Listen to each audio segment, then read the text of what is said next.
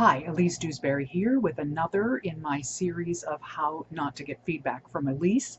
I'm going to start a quick little mini series of things about the work of a scene, what you want to accomplish when you're writing a scene. And it's going to come in a few different parts as we discuss the different things that a scene should be working to accomplish, that every scene should be trying to accomplish. I'm going to start with the moment before. This is a term that's really uh, familiar to actors. Actors always are always told to be thinking, when they enter a scene, to be thinking about the moment before. What were they doing just before the scene started? And how does that affect their characters so that they come in activated and ready to play the scene because they are truly believing where they have just come from. As a writer, I think it's also really important for you to be thinking about what was the moment before for all of the characters in this scene. When you start a new scene, what were all these people doing right before the scene started, and therefore what energy are they coming into the scene with? We should have some kind of a sense of what just happened to them, and you might want to make it something interesting so that they can come in with a point of view, with an attitude, with a purpose, with a goal, with something that they're reacting to. This relates pretty directly to another term you may have heard called burying the lead. And this is it's an old newspaper term, and it's actually LEDE, lead. But the basic meaning of it is that you take, in newspaper writing, it's about when you write an article, and then the thing that's really important about the article, you don't make it clear that that's where you're headed until much later. So you're just sort of talking about something, and then eventually drop some really interesting information that makes people go, wow, well, that changes everything. If I'd known that's what this was about, if I'd known where you were headed, all of this would have been different. I think that bearing the lead is something that applies very much to the work of a scene and is attached a bit to the moment before. Because if a character has just had something happen to them that is exciting, terrifying, whatever it is, whatever emotion it has caused for this character, when they come into the scene, that's the emotion they're going to pursue, because that is the thing that is the most important to them. So if you have your character delay that and come into a scene and have, a standard conversation with someone, and then say, oh, by the way, I was just shot, or your father just told me that he's divorcing your mother, or so if you delay that information or bury the lead, then it's not going to seem realistic to us. It's going to be a surprise. We're not going to understand why it's happening, and we're just not going to believe it. Because if that thing were true, your character would not have been able to put off saying it for so long.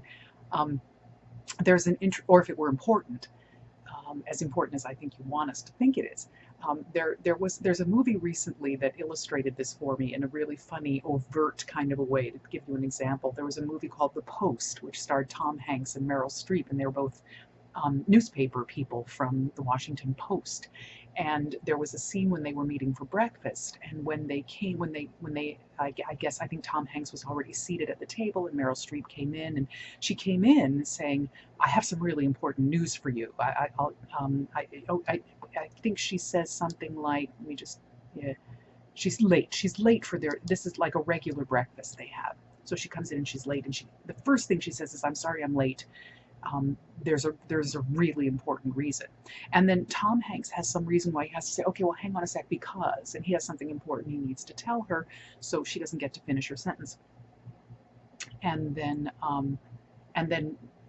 they get talking about other things. And then later on, she mentions the topic comes back around, and she mentions that the reason she was late was because she'd had a meeting with somebody who was really important to to the topic that they were talking about, or something that was really important to them. I forget the exact details. And he says, "Oh my God, why didn't you never told me who the meeting was with? It made you late." And Meryl Streep says, her actual line in the movie is, "Oh my God, I buried the lead," which is of course a newspaper joke.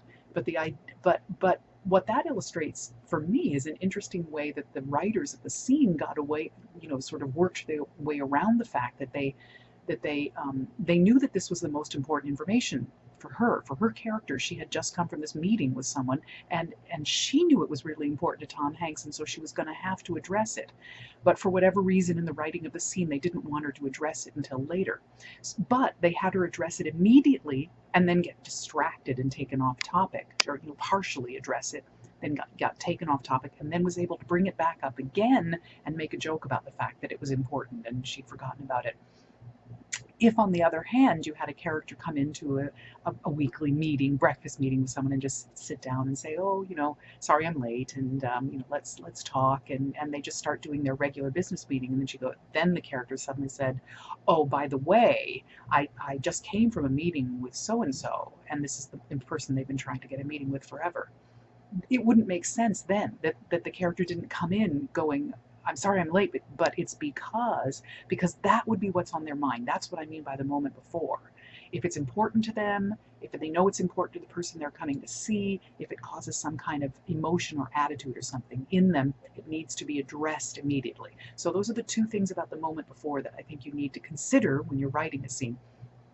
What happened in the moment before for all the characters, and then make sure that the characters are full of that moment before when the scene starts, that they don't delay their reaction to or discussion of this moment before unless you figure out some really good reason why it gets delayed. But they need to be full of that moment before. So make sure that moment before is active and interesting, and that your characters are very much vitally and actively aware of that moment before when the scene starts. So that is the moment, one of the workings of a scene, the moment before, and we'll talk about more of that sort of thing next month. Bye-bye.